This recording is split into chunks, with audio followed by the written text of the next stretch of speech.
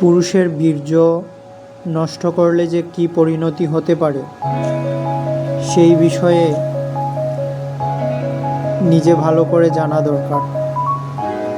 আমার এই ভিডিওতে আপনি বুঝতে পারবেন আপনি বীর্য নষ্ট করে কতটা বিপদের মুখে নিজেকে ফেলেছেন এবং নিজের কতটা ক্ষতি করেছেন।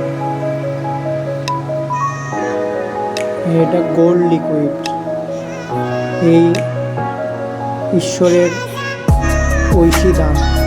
এটাকে নষ্ট করে জীবন নষ্ট করে দেওয়ার মতো পর্যায়ে।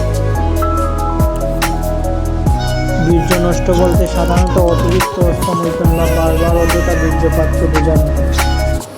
অনেক এটিকে নিয়ে ভয় বা ভুল ধারণা ভোগেন। আসলে চিকিৎসা বিজ্ঞানের দৃষ্টিকোণ থেকে বিষয়টা এমন। শারীরিক দিক: স্বাভাবিক বীর্যপাত, হস্তমৈথুন বা যৌন মিলন শরীরে ক্ষতি করে না, এটি একটি প্রাকৃতিক প্রক্রিয়া। অতিরিক্ত বীর্যপাত প্রতিদিন বহুবার করলে সাময়িকভাবে হতে পারে।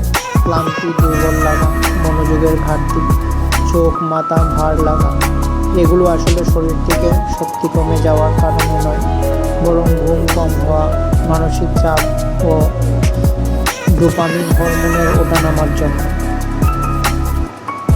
মানসিক দিক: বেশি অপরাধবোধ, লজ্জা বা ভয় তৈরি হতে পারে। অতিরিক্ত হস্তমৈথুনে আসক্তি হলে পড়াশোনা, কাজ বা সামাজিক জীবনে প্রভাব ফেলতে পারে। দীর্ঘমেয়াদী প্রভাব: চিকিৎসা বিজ্ঞানে স্থায়ী ক্ষতি, বন্ধ্যাত্ব বা পুরুষত্ব নষ্ট হওয়ার কোনো প্রমাণ নেই যদি না তা অতিরিক্ত আসক্তির পর্যায়ে গিয়ে শারীরিক মানসিক ভারসাম্য নষ্ট করে। পরিমিত বীর্যপাত, যেমন সপ্তাহে কয়েকবার, সম্পূর্ণ স্বাভাবিক ও স্বাস্থ্যের জন্য উপকারী হতে পারে, যেমন স্ট্রেস কমানো, প্রোস্টেট ক্যান্সারের ঝুঁকি হ্রাস। চিকিৎসা বিজ্ঞানে পরিমিত বীর্যপাত ক্ষতিকর না। অতিরিক্ত হলে সাময়িক দুর্বলতা বা আসক্তির সমস্যা হতে পারে এবং ব্রেইন স্লো হয়ে যেতে পারে।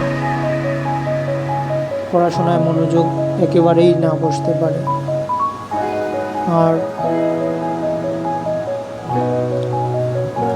শারীরিকভাবে সাংঘাতিকভাবে দুর্বলতা চলে আসতে পারে। এই জন্যে যারা হারিয়ে নিয়েছে তারা যদি বাদাম,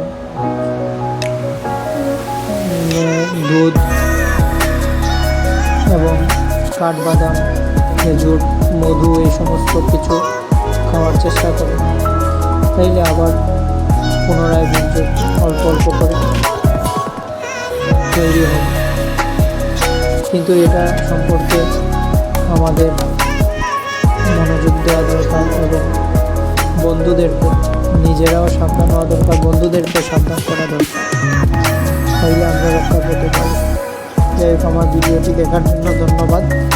দয়া করে সাবস্ক্রাইব করবেন, লাইক করবেন, শেয়ার করবেন এবং বেল আইকনে প্রেস করবেন নেক্সট ভিডিও পেতে। নমস্কার।